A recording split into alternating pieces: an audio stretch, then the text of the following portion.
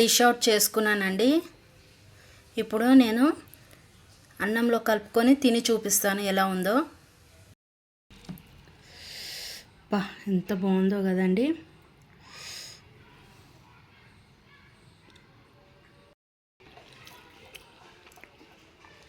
చాలా టేస్టీగా ఉంది అండి. చాలా బాగుంది. సూపర్ ఉందన్నమాట. ఇంకొక ముద్ద కూడా పెట్టుకుంటున్నాను. బాగుంది.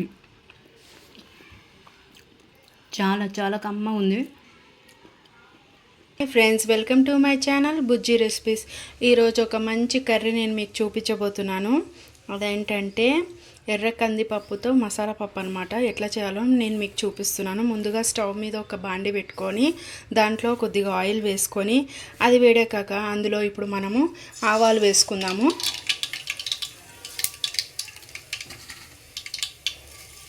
కొద్దిగా జీలకర్ర, అది కాస్త లైట్గా ఫ్రై అవ్వనివ్వాలి.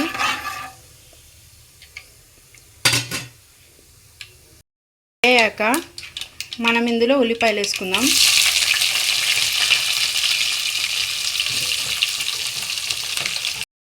ఉల్లిపాయలు, కరివేపాకు వేసేయాలి మొత్తము. ఇక్కడ ఉల్లిపాయల క్వాంటిటీ ఎక్కువ ఉండాలి. అండ్ నేను ముందే ఉప్పు వేస్తున్నాను ఉల్లిపాయలు తొందరగా ఉడకడానికి. ఇక్కడ ఒక చెంచా ఉప్పు వేస్తున్నాను. తర్వాత ఒకసారి కలుపుకోవాలి.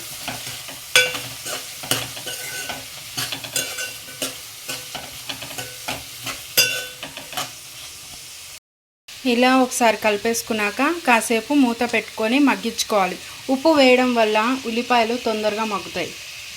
ఇప్పుడు ఇది వేగిపోయిందండి. కొంచెం లైట్ పింకిష్ కలర్ వచ్చింది కదా. ఇలా వేగిన తర్వాత ఇప్పుడు ఇందులో మనం అల్లం వెల్లుల్లి పేస్ట్ వేద్దాము. ఇది పచ్చివాసన పోయేంత వరకు ఒకసారి కలిపేసుకోవాలి.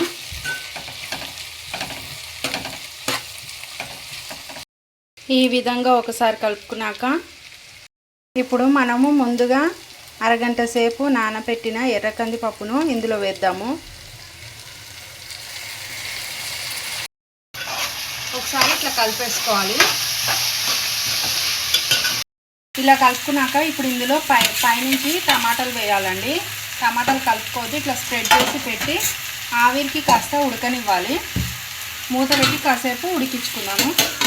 ఇప్పుడు ఇలా కొద్దిగా మగ్గిన తర్వాత ఇందులో మనము కొంచెం పసుపు వేసుకుందాము.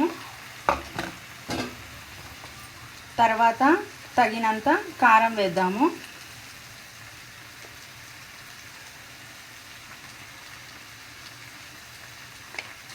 మనం ఆల్రెడీ ముందుగానే ఉప్పు వేసాం కాబట్టి ఇప్పుడు నేను అర చెంచా ఉప్పు వేస్తున్నాను.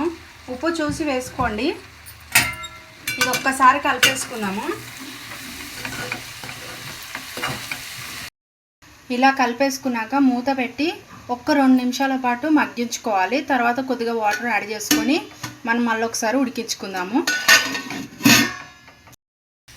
ఇలా కొద్దిగా మగ్గిన తర్వాత ఇప్పుడు ఇందులో మనం వాటర్ పోసుకుందాము. తగినన్ని వాటర్ పోసుకుందామండి. ఎందుకంటే పప్పు ఉడకాలి కాబట్టి. పప్పు మెత్తగా తొందరనే ఉడుకుతుంది. ఎర్రకంది పప్పు తొందరనే ఉడుకుతుంది. కొంచెం వాటర్ పోస్తే మెత్తగా మంచిగా ఉడికితే ఆ టేస్ట్ చాలా బాగుంటుంది. బెచ్చలుగా ఉంటే అంత బాగుండదు. వాటర్ పోసాక కాసేపు పప్పు ఉడికేంత వరకు కాసేపు ఉడికించాలి. తొందరనే ఉడికిపోతుంది ఎర్రకంది పప్పు అనేది. చాలా టేస్టీగా ఉంటుందండి. ఎర్ర కందిపప్పులో అంత టేస్ట్ ఉంటుంది అనమాట నార్మల్ కందిపప్పు కంటే. ఇలా ఈ విధంగా పప్పు ఉడికాక ఇప్పుడు లాస్ట్లో మనము ఒక అర చెంచా అంతా గరం మసాలా వేసుకోవాలి.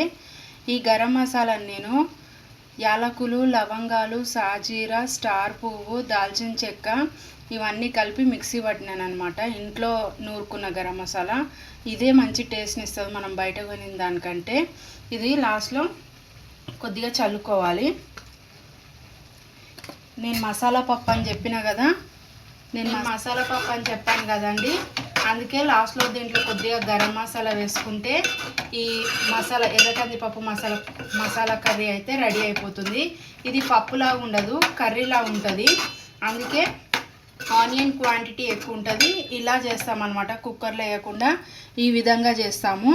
ఇప్పుడు ఇది ఒక 2 నిమిషాలు దీని మీద మూత పెట్టి ఒక్క 2 నిమిషాలు మగ్గించుకుంటే ఆ గరం మసాలా ఫ్లేవర్ అంతా పప్పుకు పడుతుంది. తర్వాత స్టవ్ కట్టేసి రెడీగా డిష్ అవుట్ చేసుకోవడమే. అయిపోయిందండి పప్పు. 2 నిమిషాల తర్వాత చూస్తే ఈ విధంగా ఉడికిపోతుంది అనమాట. మంచిగా మసాలా ఫ్లేవర్ అనేది ఈ పప్పుకు పట్టేసి మంచిగా ఇట్లా ఈ విధంగా ఉడుకుతుంది. ఈ పప్పుకి మసాలానే మెయిన్ ఇంగ్రీడియంట్ అండి. దీనివల్లనే మనకి ఈ ఎర్ర కందిపప్పు కర్రీకి అనేది చాలా టేస్ట్ వస్తుంది. ఇది ఒక్కసారి ట్రై చేయండి. మీరు మసాలా కనుక వేయకుండా మామూలుగా వండుకున్నారనుకో టేస్ట్ ఉండదు. మసాలా వేస్తేనే చాలా టేస్టీగా ఉంటుందన్నమాట. ఇదన్నమాట, ఈ విధంగా చేసుకోవాలి. ఇప్పుడు డిష్ అవుట్ చేసుకుందాము. డిష్ అవుట్ చేసుకున్నానండి. ఇప్పుడు నేను అన్నంలో కలుపుకొని తిని చూపిస్తాను ఎలా ఉందో.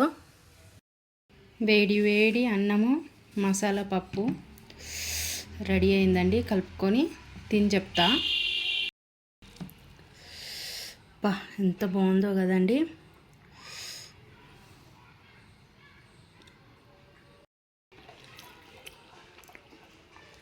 చాలా టేస్టీగా ఉంది అండి. చాలా చాలా బాగుంది. సూపర్ ఉందన్నమాట. ఇంకొక ముద్ద కూడా పెట్టుకుంటున్నాను. బాగుంది. చాలా చాలా కమ్మగా ఉంది. మీరు కూడా డెఫినెట్గా ఈ మసాలా ఎర్రకంది పప్పును ట్రై చేయండి. చాలా టేస్టీగా ఉంటుంది. ఇది పూరీలోకి, అన్నంలోకి, అన్నిట్లోకి చాలా బాగుంటుంది అనమాట. మీకు కనుక నా వీడియో నచ్చినట్లయితే నా వీడియోని లైక్ చేయండి, షేర్ చేయండి, నా ఛానల్ని సబ్స్క్రైబ్ చేసుకోండి. మరిన్ని మంచి వీడియోస్తో నేను మీ ముందుకు వస్తాను. అంతవరకు సెలవు. బాయ్, టాటా.